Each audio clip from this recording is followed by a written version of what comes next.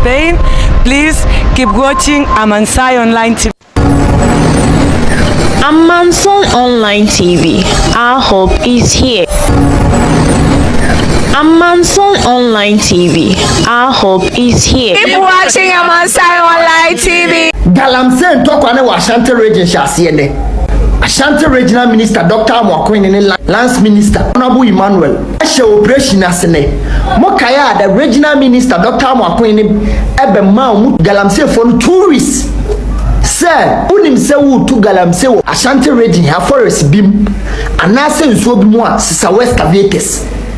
Fligo because ye ba yankra ene hyase o ma chi excavator makomako 14 o ma season nyina ena o munya China for mienu ka ho na sisi the president of Ghana John Dramani Mahama His Excellency ye chi excavator ye nhye no ye be sizi abaya aban na japade ne ye de ama drip for no ye de ye yakwan Honorable Emmanuel ka se bi kire Dr. Amoakohene ye me de o say John Mahama o appoint was regional minister no on flow say obi tu Galamsey wo forest nsuo bi watching ntijano eti Ashanti region ha wo no emma wo hini bi emma DC party members bi because yenim say omo tu Galamsey wo Ashanti region me mpomi ni minimum DC mpanyfo mutu do ha a metima bo mudin emma ne ko ba se wakochi obi ne ko obi aba na wo bedi a kire da bi because Galamsey ko ya hyase wo Ashanti region no ebeko ye gina wo so enko ye nso gina wo so na wodi ye jiwudi se ubetinya ye adwuma no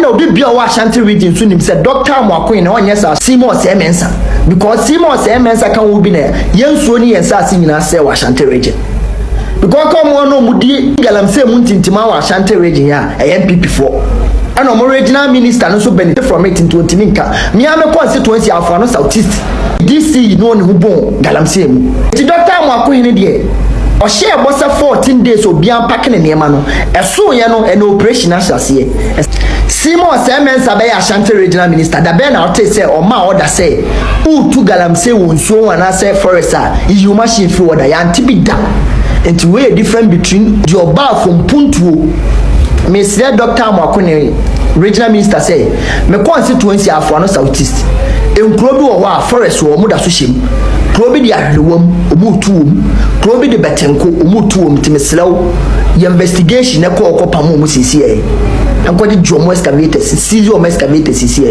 se ene mo kan ya ho na woni ye ko approach em se mo he ye chia Excavators 15 and yes easy from operations a course last week ya create yada say Excavators na e de go bia chances number and then the pen and the details na no I take records of sale and some no do na no at the court nti e de ho behia e won krobo mu o court na me adom na ya ka bibia na sia machines we said the secretary the president share you know ya she no yen say no and he said the last minister can no the better drip machines no yet me ya adwuma e wo the various districts and municipalities let me aboa the better last minister say yeah, the fight against irresponsible mining, no.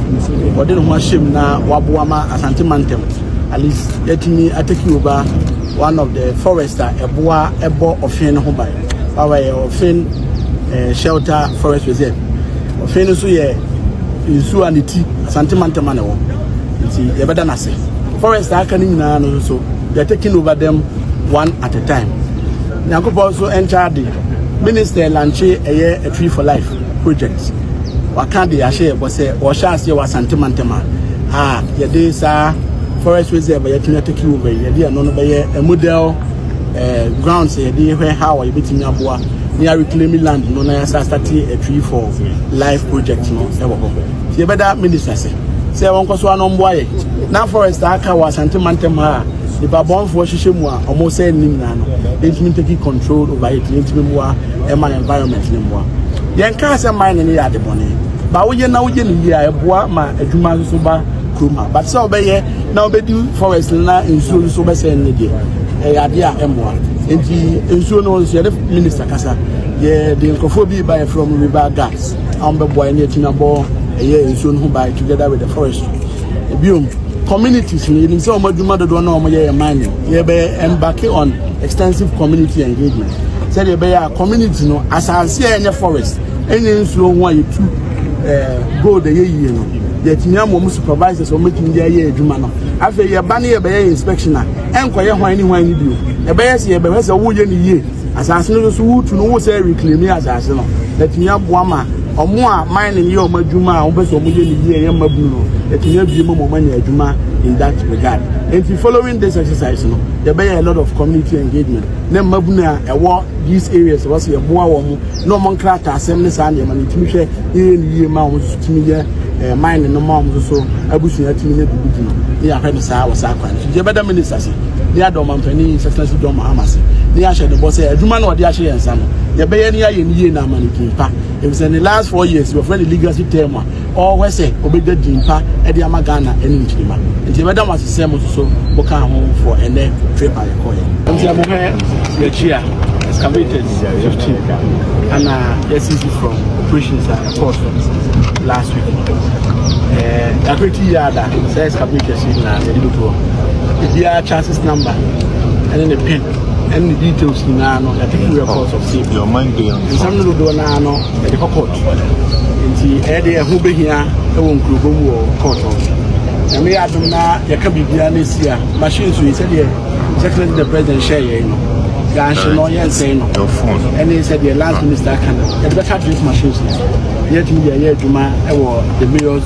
district municipalities that me aboa the better last minister say the fight against irresponsible mining but then one ship na wabuama asantimantem at least getting taking over one of the forester ebo ofin ho by our ofin shelter forest reserve ofin so ye usuality asantimantem na wo ti e beda na say forester aka ni na no so they taking over them one at a time now people also enter the minister lanche a tree for life project waka dey share bo say o sha say wa santemantema ye dey sa forest reserve ye tina take you be dey no be a model grounds ye dey where how you dey tina boa near reclaiming land no na ya start a tree for life project ye better minister say won ko so no boy na forest aka wa santemantema the babon for shishemu almost say nim na no